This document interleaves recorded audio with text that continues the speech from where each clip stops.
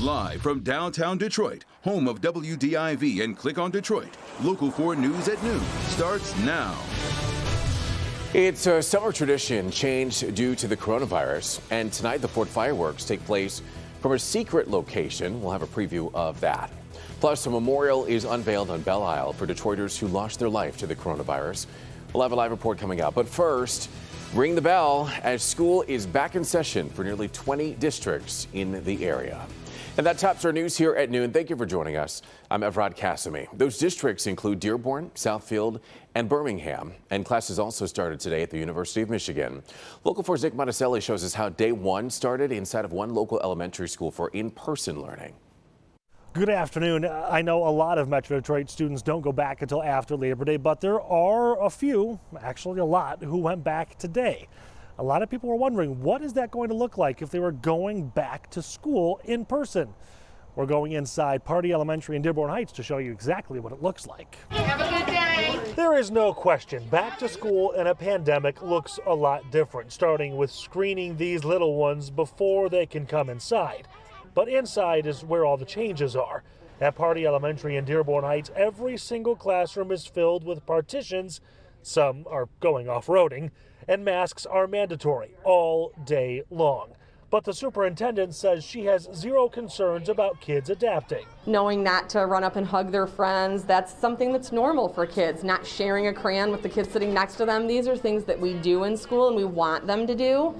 So to all of a sudden not be doing those things, they're just going to have to learn new routines. In this district, families had two choices, all online or all face-to-face. About 40% of their 2,500 students came back to school in person. Parents we talked to said they had many considerations. I did really think about it. For my daughter, being in school is what she needs. She can't do the online. She needs that structure. If she was, sitting in front of a computer, she'd get up and walk away. And then they'd hear me in the background yelling, "Get back there, get back there." Instead, she's back here.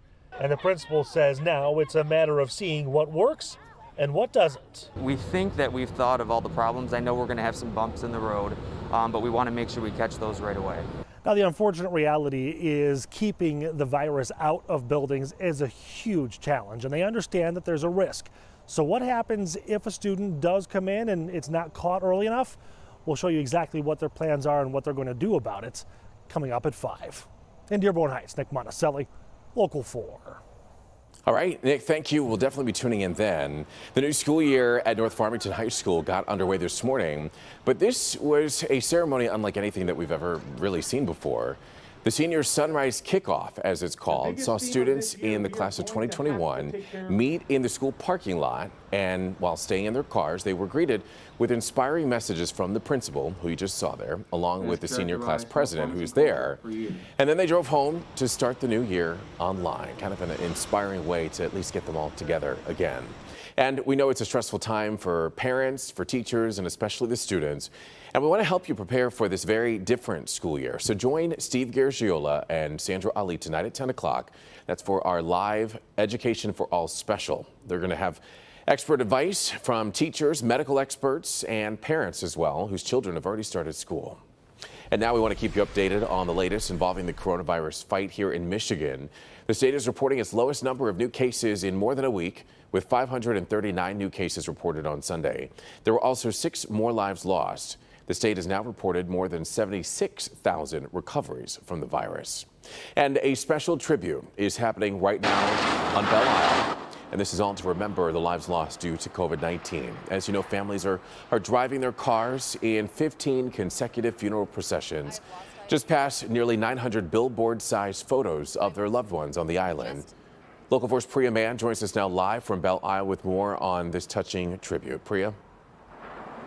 And Evrod, this tribute is the first of its kind in the country. You know, one of the unspoken tragedies of this pandemic is that grieving families are forced to mourn alone. Well, this memorial is a way to remain safe and socially distant, but mourn together as a community. We got through this as a community, and we're going to continue to support each other as a community. Mayor Mike Duggan, Governor Whitmer, and families who lost loved ones to COVID gathered at the entrance of Belle Isle.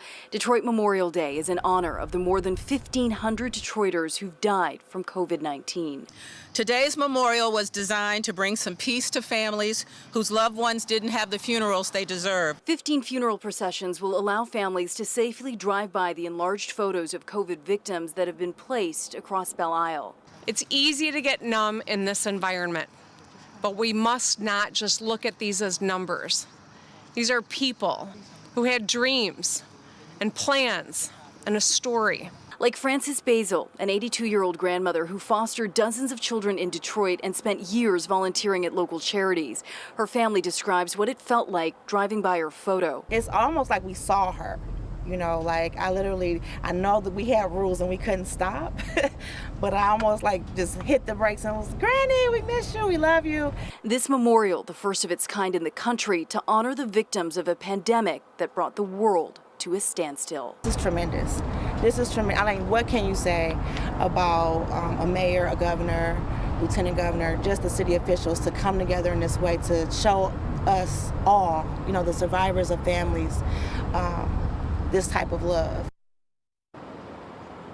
And Belle Isle will be closed for much of the day, so these funeral processions can go by. The families will later get those enlarged photos of their loved ones. Again, this is the first tribute of its kind in the country, happening right here in Detroit. Reporting from Belle Isle, I'm Priya Mann, Local 4. Oh, and we certainly know that the families must appreciate that, and it really makes it all real if you have not known anyone that has passed away from COVID-19. A great thing to help these families get by. All right, right now we want to get you updated on your forecast. Meteorologist Brandon Rue joining us now with a look at our fireworks forecast. We're certainly excited for tonight, Brandon.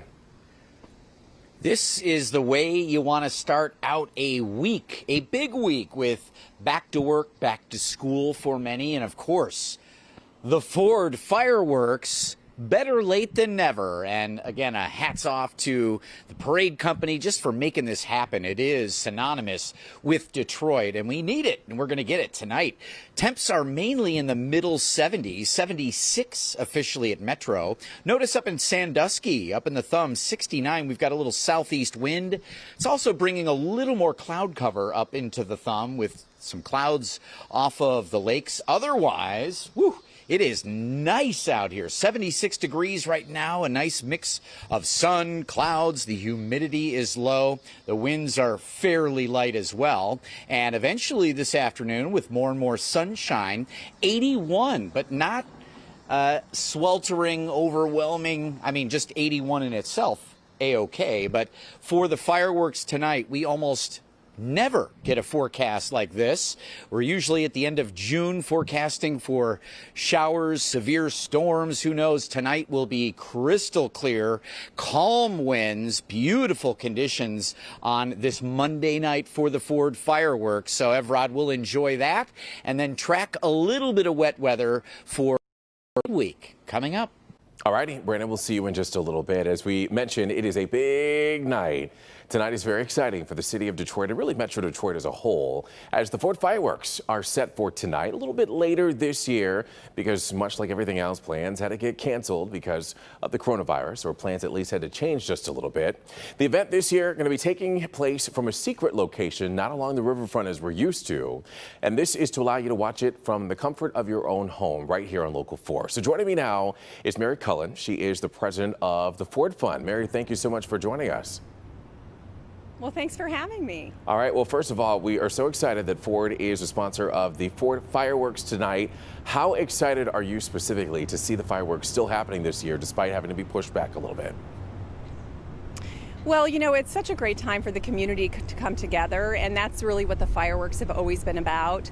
But of course, this year it's a little bit different, and so we're asking people to watch them from the safety of their home, and it's all about celebrating our first responders and our healthcare workers tonight, who've really been on the front lines helping us through this difficult time. So we're very excited to be supporting them. Yeah, and let's just talk about the reason that there is a secret location. We don't want people to congregate downtown.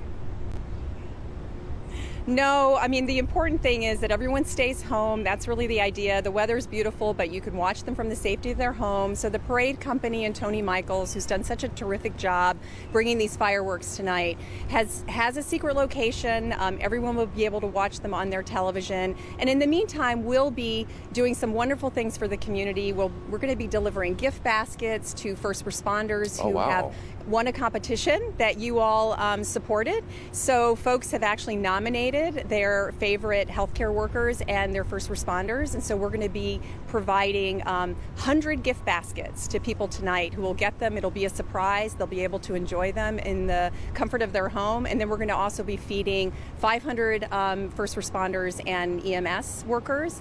And then we're also going to be providing gift certificates to folks. So really it's about thanking those who've really been on the front line. That is absolutely incredible, and we certainly do thank them for working tirelessly to save lives throughout this entire pandemic.